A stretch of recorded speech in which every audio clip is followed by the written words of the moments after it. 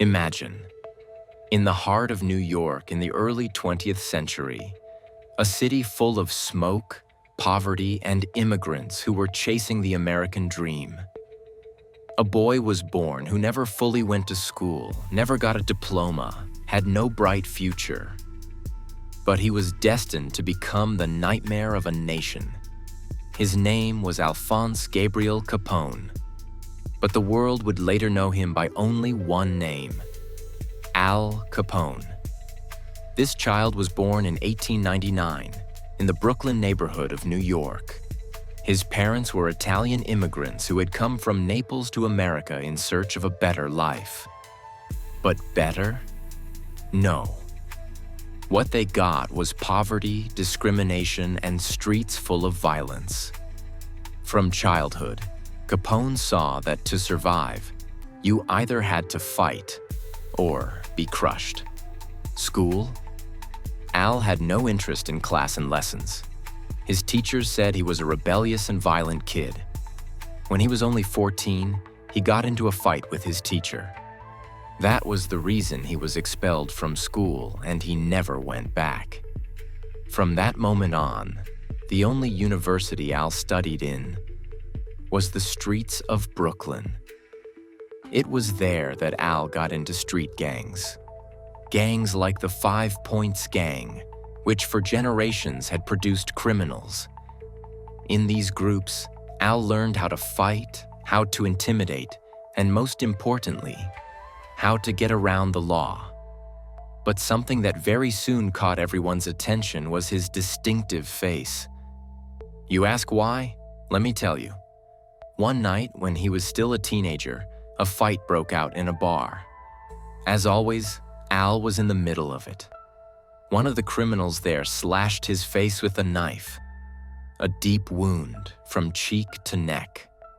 A scar that remained on his face for the rest of his life and gave him a nickname: Scarface. It's interesting to know that Al hated this nickname. Whenever anyone called him Scarface, he would lose his temper. Even in front of the mirror, he tried to hide the scar, always covering his face with his right hand. But the world loved this nickname, because that scar seemed to symbolize Al Capone's violence and toughness. By now, Al was no longer just a simple street kid. He was climbing the ladder of crime step by step. Small jobs like theft and extortion were just practice for him.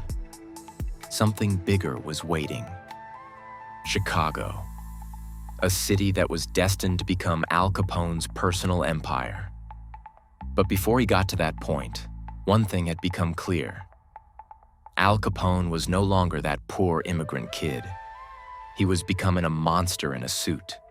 This is only the beginning of Al Capone's story.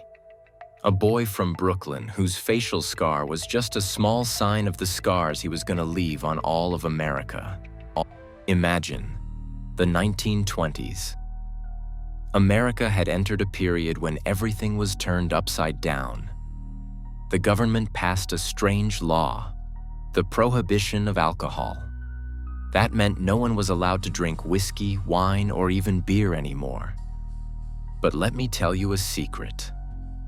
Whenever you forbid something, that very thing turns into pure gold for criminals. And this was exactly the opportunity Al Capone had been waiting for.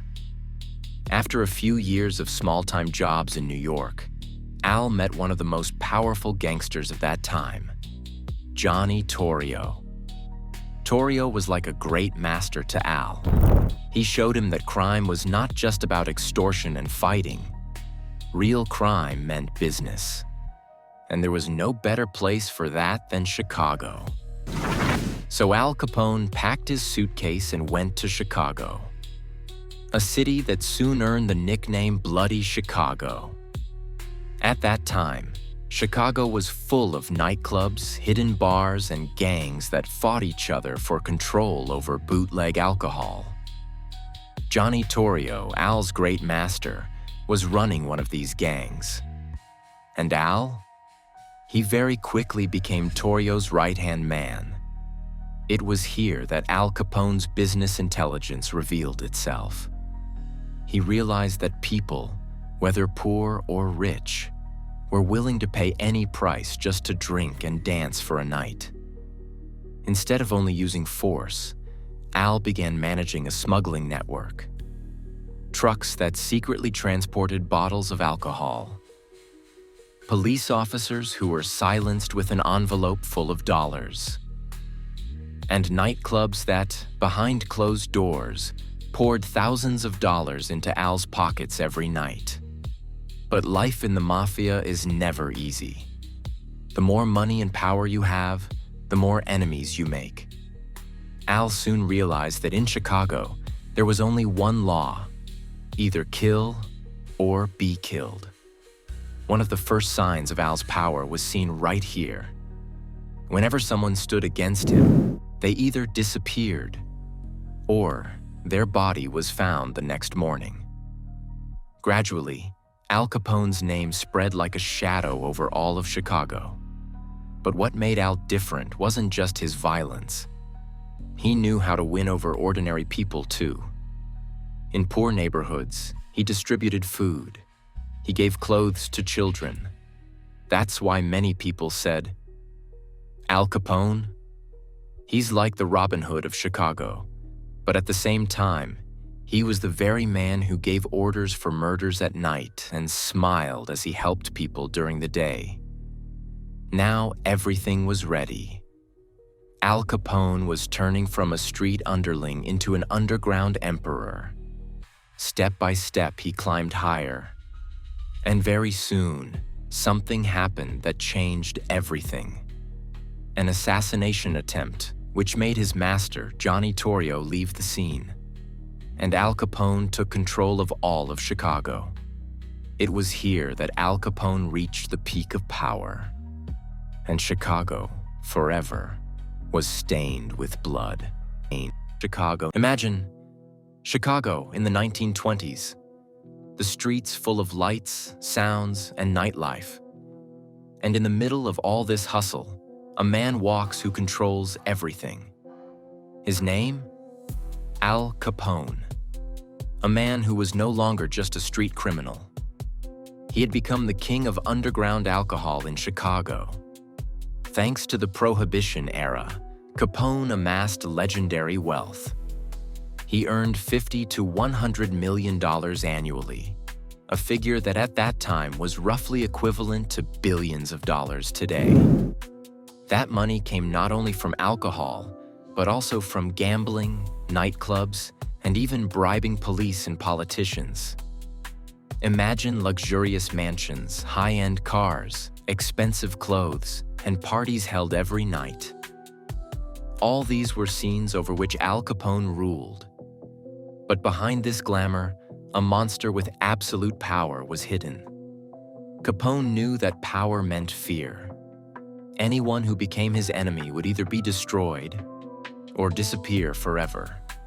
He eliminated rival gangs one by one through violence and strategy. Yet the poor and working-class people saw Al as a kind of local hero. He provided food for them, helped needy families, and this very contrast made his name immortal in the city's heart. But even amid wealth and power, Al Capone never forgot that his world was a world of danger and violence. Behind closed doors, plots were being formed, enemies lurked, and any wrong decision could end his life.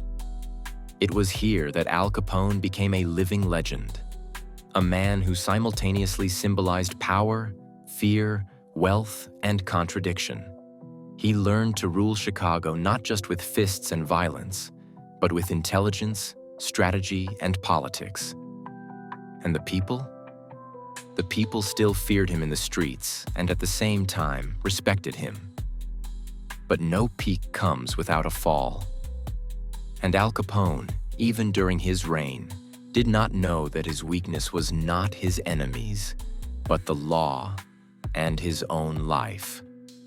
This is the end of one chapter.